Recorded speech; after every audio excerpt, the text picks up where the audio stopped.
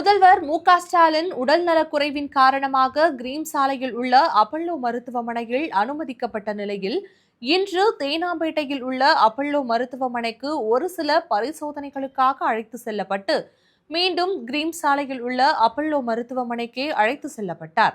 முதல்வரை நேரில் சந்தித்த உதயநிதி ஸ்டாலினும் முதல்வர் தற்பொழுது நலமாக இருப்பதாக கூறிய நிலையில் பல முக்கிய தலைவர்களும் அரசியல் பிரமுகர்களும் அவர் விரைவில் நலம் பெற்று வீடு திரும்ப வாழ்த்து தெரிவித்து வருகின்றனர். இந்த நிலையில்தான் முதல்வர் மு.க.ஸ்டாலினின் அரசியல் மற்றும் குடும்ப வாழ்க்கையை பற்றி அவரது மனைவி துர்கா ஸ்டாலின் எழுதிய அவரும் நானும் என்ற தலைப்பிலான புத்தகத்தின் வெளியீட்டு விழா நேற்று நடைபெற்றது.